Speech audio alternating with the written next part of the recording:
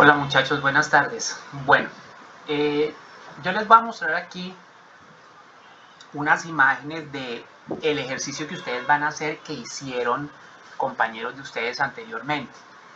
Vamos a tomar aquí algunos, situaciones para que ustedes las tengan más claras, de manera tal que para ustedes sea más fácil llevar a cabo el ejercicio. Entonces, lo primero es, des en cuenta lo que les decía anteriormente en el video de las piezas que yo les envié. Esta pieza que es el cangrejito este por debajo es plano. Entonces es importante que sea plano para que quede contra la base del molde. Y eso, obviamente, es importante. Vamos a ir mirando por qué debe quedar plano para poder sacar la pieza y hacer todo el proceso de moldeo. Lo segundo, la caja obviamente ustedes la van a elabórenla dependiendo de la pieza que vayan a trabajar, pero es importante, como ustedes ven aquí, que la pieza quede centrada. Es lo ideal. Lo que se busca es que la pieza quede centrada. No siempre va a suceder, pero cuando no sucede en una situación de trabajo normal, nos exponemos a que las paredes más delgadas vayan a sufrir y probablemente por allí se llegue a dañar el molde. Entonces, por eso la idea es que el molde quede totalmente centrado, perdón, la pieza, la matriz quede totalmente centrada para que sea mucho más fácil el proceso de llenado y también el proceso de sacar la matriz. Nosotros vamos a utilizar arena convencional, arena de ferretería. Aquí nosotros tenemos una cuestión. La arena de ferretería o a veces está muy húmeda o a veces está muy seca. Si está muy húmeda, tenemos que secarla primero. Si está muy seca, tenemos que mojarla un poco. La pregunta sería, ¿cuál es el ideal? ¿Cuál es el ideal de humedad? El ideal de humedad lo vamos a mirar de la siguiente manera. Ustedes van a coger un puñado de arena y lo van a cerrar en el puño. Y después van a abrir el puño. Si la arena forma, digamos, el negativo de su puño, pero no queda rastros de arena o muy pocos rastros de arena en su mano, en sus dedos, quiere decir que la arena tiene una buena humedad. Si por el contrario, cuando está muy seca, ustedes intentan hacer esto y no genera ninguna forma, allí lo que pasa es que hay muy poca humedad, o sea, hay muy poca agua. Si hay mucha agua, cuando ustedes la cierren, ni va a generar una forma y les va a quedar llena de arena toda la mano. Entonces digamos que eso es una manera muy, digamos, intuitiva de establecer qué tanta humedad tiene la arena. Lo ideal no es echarle agua en grandes cantidades, sino como ustedes ven allí en la imagen, mojarla paulatinamente utilizando un rociador, un spray que nos permita mojar la arena y nos genere la consistencia necesaria. Eso es el ideal. Entonces, como les digo, ustedes pueden comprar la arena o conseguir arena en cualquier ferretería. Una bolsa de arena puede estar costando alrededor de 4.000 pesos.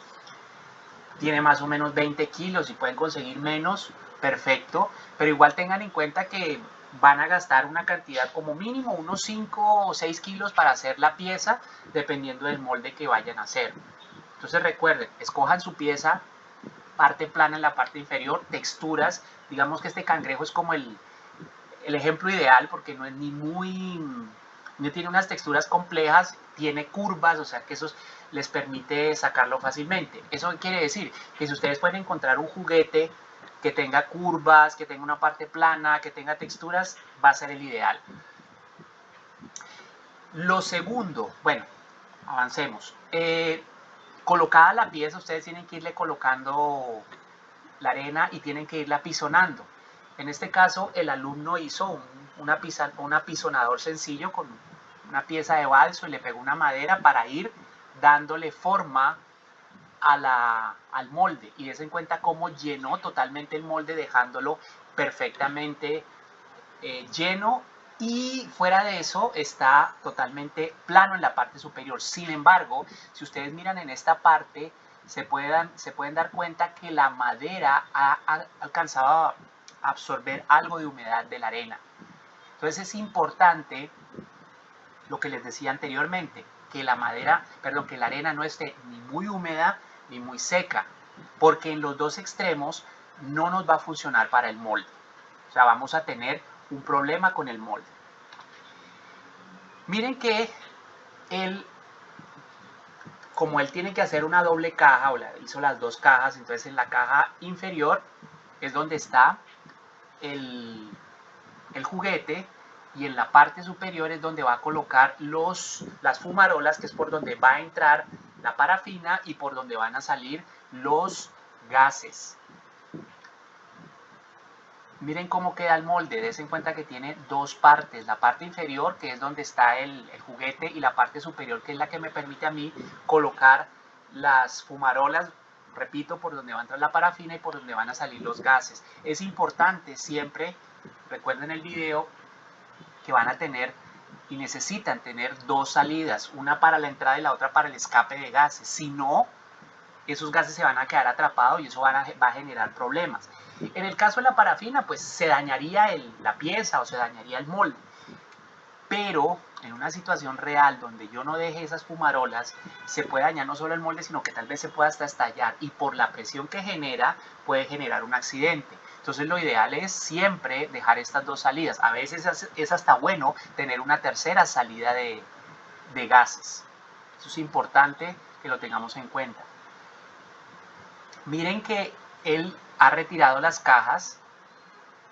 ¿Para qué? Para poder retirar la pieza de plástico, es decir, la matriz. Miren cómo la retiró.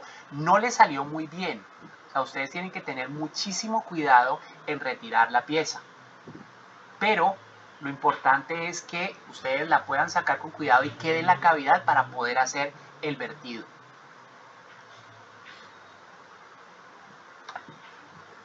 Ya aquí el molde está listo, el molde está armado, y el molde tiene ya digamos las fumarolas listas para poderle colocar, introducir allí la parafina.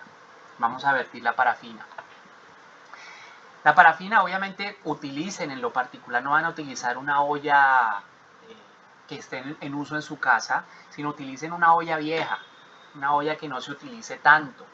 Lo otro que pueden hacer es fundirla, se puede demorar un poco más, pero hacerlo al baño María. Entonces colocar un contenedor con agua y dentro de este colocar otro contenedor que se pueda dañar, aunque la parafina no lo va a dañar y no le va a hacer absolutamente nada, pero pues es mejor no utilizar uno que esté en uso de la comida. Es importante que ustedes fundan la parafina, que se convierta en líquido, pero ojo, no la vayan a vertir al molde totalmente caliente. No lo hagan de esa manera porque está muy caliente, genera demasiados gases y va a tener un problema al interior del molde. Tengan en cuenta que el molde está humedecido, tiene humedad. Entonces es importante que el molde, al recibir la parafina, no vaya a tener un choque térmico con la parafina. Entonces en ese caso lo que ustedes tienen que hacer es calentarla, llevarla que esté totalmente fundida y dejar que se empiece a formar una nata en la parte de encima, que ahí cuando se empieza a formar esa nata, ustedes ya saben que bajo la temperatura está más fría, pero sigue estando líquida y es mucho más fácil vertirla al interior del molde. Sobre todo porque al vertirla no va a tener esta reacción térmica tan fuerte, como les digo, si está muy caliente la parafina. Hay que dejarla enfriar un poco. Ahora miren el vertido. Se vierte por una de las fumarolas y allí se va a llenar el interior del molde. Y miren cómo sale la pieza. Yo no les digo a ustedes que la pieza va a salir bien a la primera. De pronto a algunos les puede salir bien a la primera, otros no.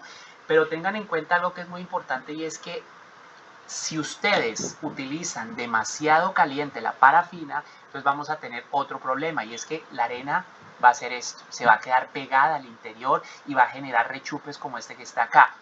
Si ustedes tratan a no tener parafina tan caliente, va a definir mejor la forma. Entonces es como encontrar el equilibrio de la temperatura de la parafina. Él nos da a nosotros unas conclusiones aquí al final que tienen que ver con un proceso más económico, y digamos que son las conclusiones que nosotros habíamos hablado ya en clase de los manejos para producir este tipo de piezas metálicas bajo este concepto. Repito, es muy importante la temperatura de la parafina, revísenla bien. Por otro lado, el molde, las cajas, háganlas de manera tal que no queden tan justas, pero tampoco tan grandes, sino que queden justas al tamaño de la pieza que ustedes van a hacer. Las paredes del molde no tienen que ser tan gruesas, tienen que tener un espesor, puede ser más delgado, pueden hacer de hecho las cajas hacerlas en MDF y les va a dar un buen desempeño al hacerlas con este material. Tengan mucho cuidado con la parafina cuando la vayan a vertir. Trabajen en espacios ventilados, no trabajen en espacios cerrados, porque la parafina igual emite gases. Y aunque no son peligrosos, son molestos. Entonces es mejor trabajar en áreas ventiladas. Lo que les digo, utilicen un contenedor que no esté en uso, o sea, que no sea para preparar los alimentos de la casa. Y tengan mucho cuidado en el proceso de fabricación del molde. Entonces, por eso les estoy enviando este video para que lo tengan allí y lo revisen. Igual, el link del video que nosotros vimos en clase, se los estoy enviando. Entonces, ya con estos elementos, ustedes pueden trabajar. Bueno, entonces, como les dije anteriormente en el anterior video, cualquier cosa que necesiten, por favor, me escriben o me escriben a WhatsApp y ahí estamos en contacto. Que estén bien, muchachos. Saludos.